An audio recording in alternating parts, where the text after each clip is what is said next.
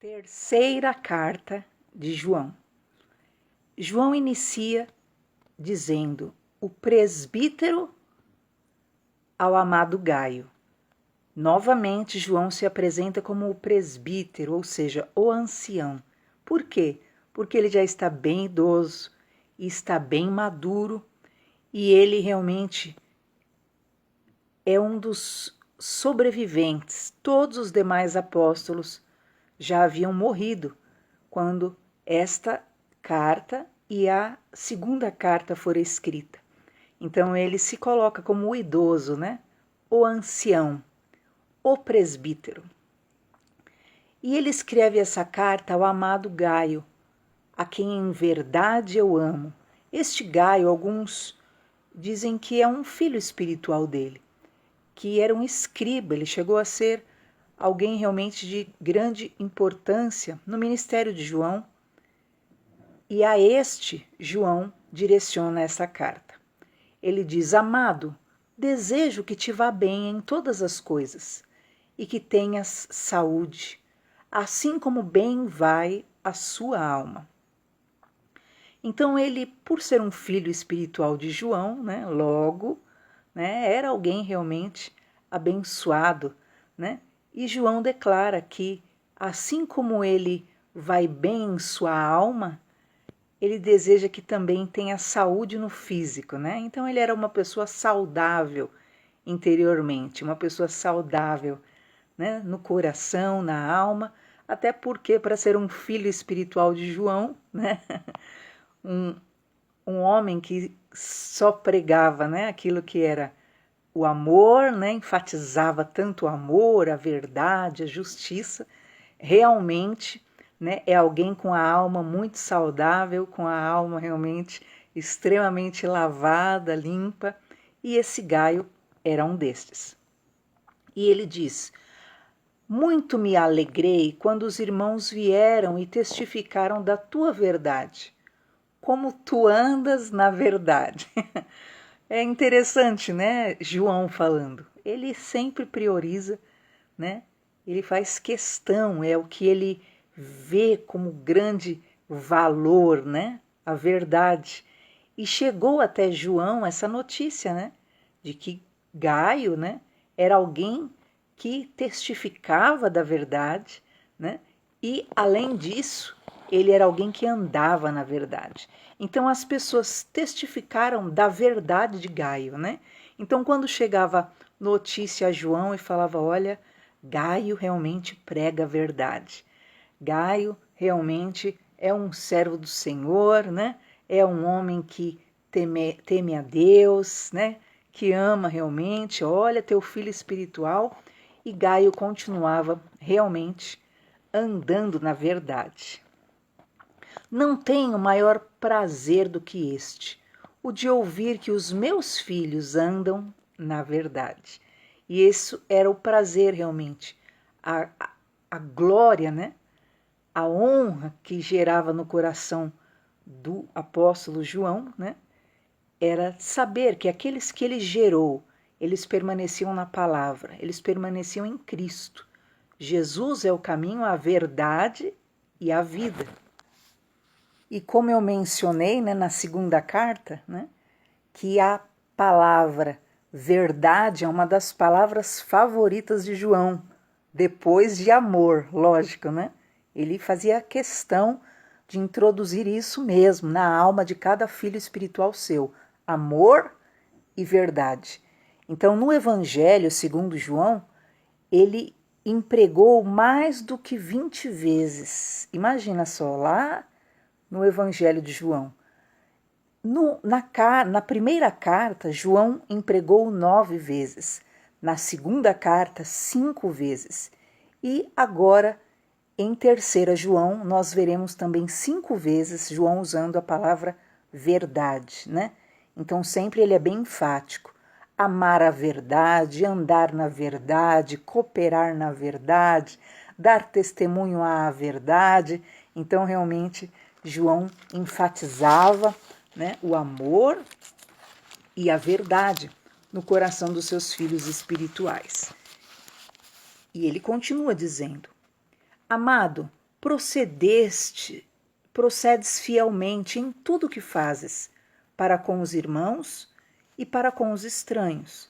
Então Gaio, esse filho espiritual dele, era alguém que realmente, né, tinha atitude para com todos, para com os próximos, né, para com os da igreja, né, para com os irmãos, para com os estranhos, estrangeiros.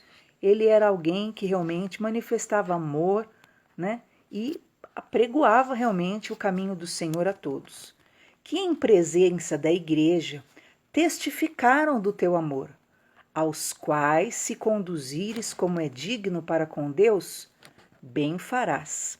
Então a própria igreja, que provavelmente Gaio agora era o responsável, testificava, né, daquilo que era a inteireza dele, do amor dele.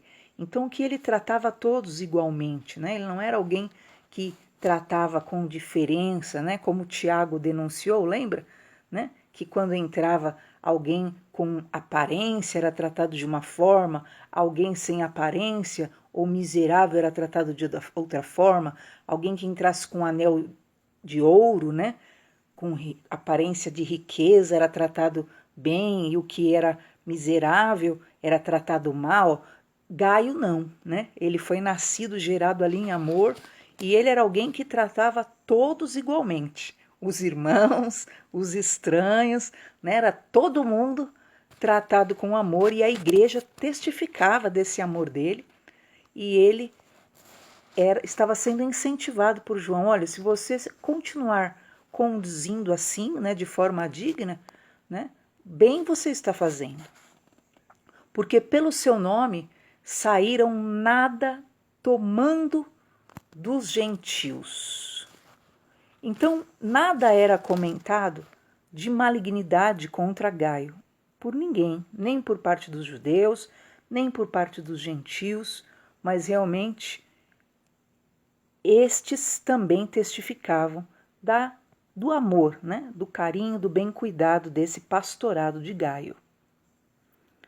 E na igreja de Gaio, o que acontece, né? Ele recebia vários estrangeiros e ele estava apoiando, né?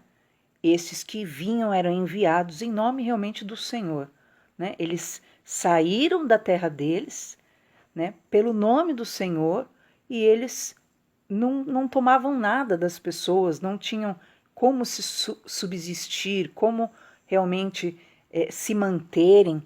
E João apoia que Gaio receba bem estes estrangeiros e realmente receba com amor mesmo, né? Ele está confirmando, porque eles apregoavam a verdade também, estavam ali de passagem, como preletores, como pregadores, como missionários, e João está incentivando realmente que apoia esses, né? Porque são também apregoadores da verdade, porque eram também pregadores do evangelho, mesmo sendo estrangeiros, e quem colaborasse com eles, né, estavam se tornando colaboradores, cooperadores do ministério desses viajantes. Tenho escrito à igreja, mas Diótrefes, que procura ter entre eles o primado, não nos recebe. Então, olha só, né? João enviava pessoas também para as igrejas, né? E ele enviava cartas e enviava pessoas aptas para assessorarem, para ministrarem, como Paulo fazia, lembra? Paulo sempre enviava os seus nas cidades onde tinha igreja para ali, né, ensinarem mais, instruírem. E João também fazia isso. E ele enviava uma carta, né? Só que esse Diótrefes, ele negava, né? Ele se julgava o que tinha o primado, né? Ele se julgava o principal. E ele não recebia aqueles enviados por João, aqueles que estavam ali para pregar o evangelho. Por isso, se eu for, trarei à memória as obras que ele faz, proferindo contra nós palavras maliciosas. E não contente com isso, não recebe os irmãos, e impede os que querem recebê-los e os lança fora da igreja. Meu Deus do céu. Então, Gaio, né, que era filho espiritual de João, né, que estava na mesma cidade ali, né, onde havia também um pastor chamado Diótrefes, que ele tinha a capacidade de rejeitar os enviados por João. E João fala: olha, você, Gaio, Deus te abençoe, continue assim, né, de apoiar, incentivar aqueles que são enviados por parte do Senhor, porque você coopera com a verdade, em você há amor. Mas o Diótrefes, esse outro líder que se julgava o principal, né, cheio de soberba, né, se julgava, toda pessoa que se julga única, né, se julga e é extremamente centralizadora, que vê, na verdade, o reino como poder pessoal, né, e não como realmente um chamado divino, um serviço, né, porque é isso que é, se torna como esse Diótrefes, né? Então, João falou: olha, eu estou avaliando, porque se eu for aí, né, como Paulo dizia, né, eu vou fazer ele lembrar das atitudes que ele tem tido, né, durante toda a caminhada, com certeza, porque ele proferia contra João palavras maliciosas. Então ele tentava o quê? Contaminar o coração das pessoas a respeito de João, queridos, e daqueles que João enviava. E não contente, ele não recebia também a esses enviados e impedia os que queriam receber e lançava fora da igreja quem queria apoiar ainda estes enviados pelo apóstolo João. Você tem noção, né? Isso simboliza muito bem o que é a liderança que acha que a posição dela é poder, né? Ela é ensandecida, né? É uma pessoa imatura, é uma pessoa que vê no outro motivo de disputa, né? Vê no poder, na colocação no ministério, a condição de status, né? De poderio. E ele, além de contaminar o coração das pessoas contra João e os enviados de João, ele ainda, né, não recebia bem e nem recebia as pessoas, e se alguém queria fazer o bem, ainda impregnava o coração da pessoa para que não fizesse. Se a pessoa quisesse fazer o bem, ela era simplesmente, né, tolhida, lançada fora da igreja. Quantas vezes, né, esse tipo de situação ocorre, né, onde há o quê? Uma liderança que vê naquilo que é a sua posição status. Lembra lá, né, que nós vimos como foi a vida de Estevão, né? Ele sempre foi alguém que estava debaixo de uma autoridade sadia e, de repente, aquilo que era uma liderança doentia começou a interferir na vida dele, lembra? E aí começaram a disputar com Estevão, viam em todo o potencial de Estevão, né, motivo de desagrado, de ofensa, viam em todo o potencial de Estevão motivo, né, de amargura, de perseguição, e ao invés de potencializarem aquilo que eram os dons de Estevão, o que fizeram? Criaram situações, circunstâncias para macularem realmente Estevão e, por fim, o apedrejaram. E este Diótrefes era uma marca deste que, na verdade, simboliza o quê? A liderança imatura. A pessoa que não tem condições de ser líder, né? Não tem condições emocional. Lembra, eles tipificam bem Saul. Você lembra de Saul? Saul tinha a aparência, né, de um bom líder, de um bom rei. Saul tinha o quê? Aquilo que era a altura exterior, né, de um grande rei. Só que dentro dele, ele era, né, um AACD que falam, né? É uma pessoa totalmente sem maturidade emocional para exercer aquele ministério. E o que fazia? Em tudo e em todos, né, ele via motivo que de ódio, né, de disputa, de ressentimento, de amargura, não tinha amor algum, né, não tinha sentimento nenhum bom, sempre distorcia as coisas maleficamente, como esse Diótrefes, né? Aconteceu que ele falava maliciosamente de João. Imagina, João é a própria pureza em pessoa, né? A inocência. E, no entanto, ele tinha a capacidade de difamar a João e os enviados de João, e ainda expulsava, expelia, fazia de tudo para, por fim, aqueles que contrariassem, né? Esse é a marca mesmo, né? Aqueles que ousassem contrariar, fazia por onde simplesmente, né, eliminar do seu caminho. É o sempre a inveja amargurada de Caim, né? Aquilo que incomoda o seu ego, faz questão, né? Faz de tudo para eliminar do caminho, como Caim eliminou Abel. Por quê? Porque a inocência, né, a pureza, o bom coração de Abel o incomodava. Imagina João, queridos. João era isso, era um Abel, né? Que é um homem mais puro, né? Que é um coração mais inocente, né? Mais limpo do que João, e ele encontrou o opositor. Isso é um exemplo, né? Porque às vezes você pensa, olha, então João, né, foi aquele que foi escolhido para não morrer martirizado. João foi um privilegiado. Jesus disse que ele não ia morrer, né, martirizado, morrer de forma cruel, como a maioria dos apóstolos morreram martirizados.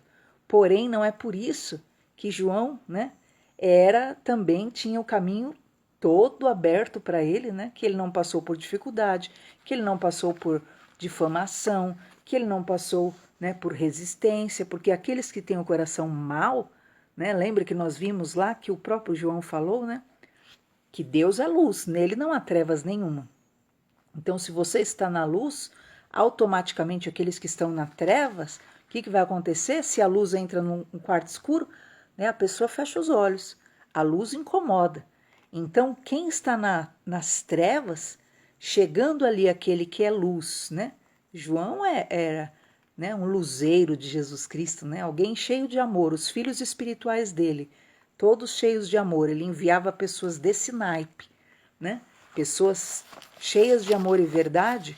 Logo, né, os que são maldosos, os que são malignos, os que são despreparados, incapacitados, na verdade, para ocupar uma posição, o que acontece? Né? Manifesta, né? A luz vai manifestar o que está na escuridão. E assim é.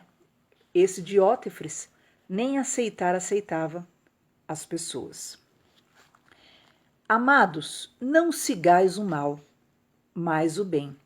Quem faz o bem é de Deus, mas quem faz o mal não tem visto a Deus. E João, então, fala que aquele homem, aquele Diótrefes, não era exemplo para ninguém, que ninguém seguisse a conduta, a atitude dele, porque quem faz o mal, o que acontece? Ele não viu a Deus, não conhece a Deus. Então, para ele, a posição na igreja era um título, né? A posição na igreja era um status, né? Mas não que ele tinha conhecimento de Deus, porque se ele tivesse conhecimento de Deus, ele não faria o mal, né? Ele não teria aquele ódio, né, no coração, aquela maldade a ponto de falar maliciosamente de João. Não sigam esse exemplo, não sigam o mal, mas o bem, porque quem faz o bem é de Deus, mas quem faz o mal não tem visto a Deus. Todos dão testemunho de Demétrio, até a mesma verdade, e também nós testemunhamos, e vós bem sabeis que o nosso testemunho é verdadeiro. Então Demétrio provavelmente foi esse, né, que fora enviado por João, e no entanto, né, testemunhavam que ele era um servo de Deus, que ele era alguém, né, realmente digno, e o próprio João fala, eu também testemunho dele. E no entanto, ele estava sendo o quê? Né? Colocado de lado, né? Desprezado, maltratado por aquela maldade de Diótrefes.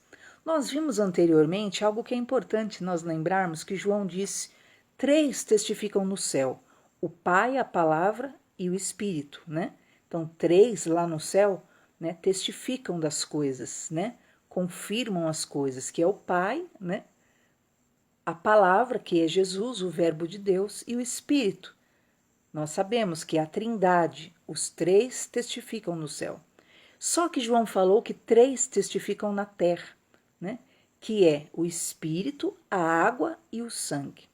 Então, é importantíssimo nós termos o testemunho desses três. E você vai ver que João diz que ele também testemunha de Demétrio.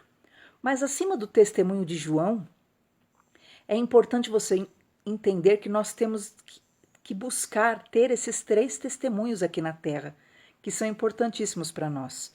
Qual? Primeiro, do Espírito, que é o Espírito Santo que nos convence do pecado, do juízo, da justiça. É o Espírito Santo que confirma, né? Que confirma no nosso coração que nós somos de Deus. O Espírito Santo é quem nos cela, né? Então, esse testemunho é bom você ter na sua vida. O Espírito Santo testificar de você, né? Que você é um filho de Deus. Então, você receber o Espírito Santo, você ter o selo. O segundo que testemunha do ser humano é a água. Como assim a água? O batismo. O batismo é o segundo testemunho de que você realmente entregou a sua vida ao Senhor Jesus. O batismo simboliza um novo nascimento. Quando você desce nas águas, as águas te cobrem, simbolizando o quê? Um sepultamento da sua velha criatura. Quando você ressurge das águas, você fica em pé, você está ali renascendo para uma vida nova que inicia-se a partir daquele segundo. Então, esse segundo testemunho é importante na sua vida. Você já se batizou? Ah, eu já me batizei, eu era uma criança. Não, você tem a oportunidade de se batizar, o batismo bíblico, porque a Bíblia diz: há uma só fé e um só batismo. Que batismo é esse? É o batismo para arrependimento. Só há um batismo. O batismo para arrependimento envolve a sua consciência. Você precisa ter consciência dos seus pecados. Você precisa ter consciência de que quer realmente recomeçar a vida, que errou muito, que cometeu muitos erros, né? Que na verdade por ignorância, né? Por ilusão, por engano, né? Mas que você quer começar de novo, você quer uma segunda chance na vida. Então, ainda que você tenha sido batizada bebezinho, ali você não tinha consciência de pecado. Saiba que você tem direito a um batismo, a uma fé e um batismo. Então, busque se batizar, busque o batismo, porque a segunda coisa que testifica na terra é o batismo. Se você foi batizado, vai testificar que você nasceu de novo, que você quis nascer de Deus. Então, a Bíblia diz: quem crer e for batizado será salvo. Mas como, pastor, eu vou me batizar, né? Você pode dizer. Havia um homem numa carruagem na Bíblia e ele começou a ler a Bíblia e, de repente, Jesus trouxe a ele um ajudador para ensiná-lo e ele entendeu a importância de Jesus Cristo, do novo nascimento, e ele disse: eu creio nisto, eu creio na Bíblia, eu creio no Senhor Jesus, o que me impede de ser batizado? Na hora pararam a carruagem e ele foi batizado.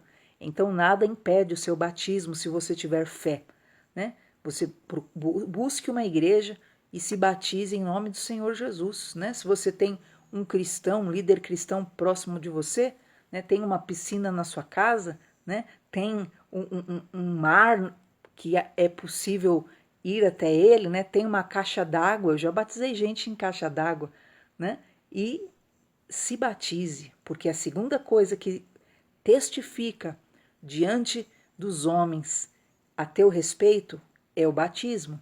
Terceira coisa é o sangue. O sangue de Jesus sobre a tua vida testifica. Então essas três coisas testificam na terra. No céu, o que vai testificar é o Pai, o Filho e o Espírito Santo. Mas na terra, o que testifica é o Espírito, a água e o sangue. Se você recebeu a Jesus, se você creu na morte sacrificial de Jesus, se você creu que Jesus levou sobre si, naquele madeiro, o teu pecado, né? Que aquele sangue foi derramado também por você, então esse é o terceiro testemunho que vale a pena você também de todo o coração acreditar que Jesus morreu no seu lugar. Então João testifica de Demétrio, esse enviado, e então ele diz: tinha muito que escrever, mas não quero escrever-te com tinta e pena, né? Ele não queria falar por escrito com galho. Espero, porém, ver-te brevemente e nos falaremos face a face. João diz: paz seja contigo. Os amigos te saúdam. Saúda os amigos pelo seu nome. Então João se despede. Perceba que a terceira carta é uma carta bem rápida, né? Mas uma carta de grande e suma importância e também indignação, né? Ele saúda Gaio, ele diz para que a atitude daquele Diótrefes não seja exemplo para ninguém e que quem faz o mal não procede de Deus, não conhece a Deus, porque quem é de Deus faz o bem. Então preste atenção, tanto Gaio, que era aquele cheio de amor, que todo mundo testemunhava que ele era alguém realmente amável, que ele era alguém realmente de Deus, que procurava fazer o bem a todos, tanto Diótrefes, os dois eram líderes de igrejas diferentes, né? Então não envolve placa, né? Envolve a pessoa, você vê que é coração. Às vezes você vai encontrar pessoas religiosas em igrejas com nome de igrejas liberais. E você vai encontrar pessoas de coração, né, realmente de Jesus em igrejas com nome, placa, de igrejas extremamente religiosas. Então não tem absolutamente nada a ver isso, mas realmente envolve o coração daquele que está ali exercendo o poder. Hoje nós encerramos a terceira carta de João.